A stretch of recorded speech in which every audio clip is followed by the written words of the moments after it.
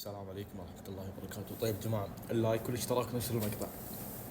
رابط التليجرام موجود في الوصف، كل شيء موجود في الوصف. حياكم الله. جايب لكم اليوم طريقة تكثيف الشنب واللحية بسرعة جنونية، أسرع طريقة وأحسن طريقة. راح أجربها وياكم اليوم. لا تنسون اللايك والاشتراك. دقيقة بس خلونا نشحن الجوال وياكم عشان احنا راح نقعد قاعد اليوم. شلون الطريقة؟ ثواني بس خلوني أبعد الكاميرا. بسم الله الرحمن الرحيم. من زمان منزل لكم شرح. طيب اول شيء تغسل وجهك وتجيب شيء تغسله طبعا، وتجيب السكينة. طيب خليها هنا. وش تسوي بعد؟ اي نعم، بصل. اقوى واحسن واسرع طريقة تسويها بالبيت. اسبوع اذا ما شفت نتيجة تعال لومني، عطني ديسلايك. اذا ما شفت نتيجة اسبوع، بس استخدمها يوميا. هذه وصفة من عندي.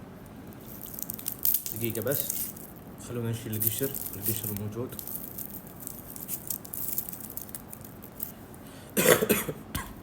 معلش توني قاعد من النوم يا جماعة، شوي مزكر. دقيقة بس. تقصون، بس أهم شيء تطلعون القشر اللي في البصل، مشكلة ويعمل عيون بعد، هذه المشكلة. تقصون البصل كذي بالنص، تشوفون بالنص. خلنا أقصه لكم عشان تشوفون. طلع القشر.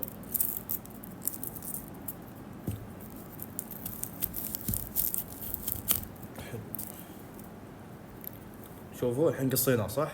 تقصونه بعد كذا. خلنا نوريكم. طيب خلونا زي كذا. هذه الحبة الصغيرة راح نستخدمها حق الشنب. شلون عبد العزيز؟ آسف. سوونا على الشنب كذا.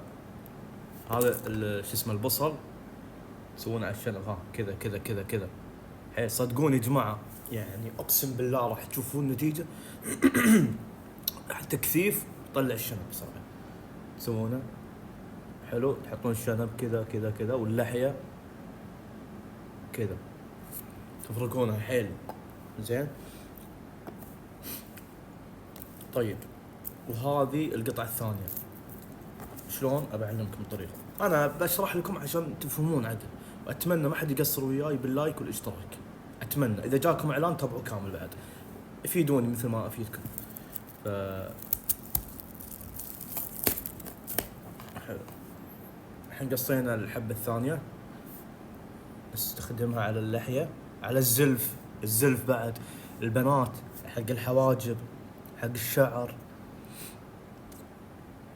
طريقة يا جماعة العرب ما يستخدمونها، ما حد فيكم يعرف الطريقة هذه إلا قليل، يمكن قليل مرة.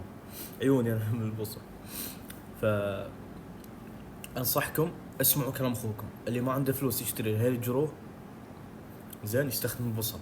هذا يكثف الشنب، يطلع أسود، يكثفه، يطلع بسرعة، يخليه طويل. عرفت كذا؟ خله كذا حيل سوي افركه حيل. الزلف تخليه على الوجه. أبعلمكم دقيقة، أنا ما أحب يكون المكان وسخ. تخلون البصل على الوجه. لا تروح عند أبوك أو تروح عند أمك عشان ما يرقعونك الطراق مع ريحة البصل. تخلون البصل على الوجه ساعتين بس، بعدين تغسل وجهك. كيفك تغسله بماي، بصابون، بزيت فيران، بكيفك، بس المهم تغسل وجهك. المهم طال عمرك، لا تنسوا اللايك والاشتراك. رابط جروب هذا 24 ساعة، اللي بيسولف أنا رد عليكم. موجود جروب تليجرام، أول رابط الانتساب، كلكم اشتركوا فيه. فأتمنى نشر المقطع هذا يا جماعة. أتمنى الله يخليكم. فأدري إنك تسمعني، يمكن ما تسوي لايك، لكن وجودك يكفي. بس يسعدني لما أفيدكم سوي لايك واشتراك فقط لا غير يعني. طريقة استخدام يوميا، أسبوع، استمر أسبوع بس. صور قبل وصور بعد. إذا ما شفت نتيجة لا تستخدمها وعطني ديسلايك. يكفي إن أنا تكلمت قلت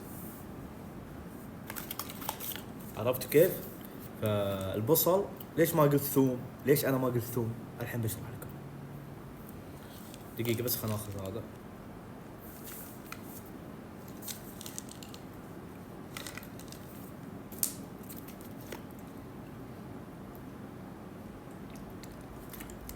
عبد العزيز ليش انت ما قلت ثوم؟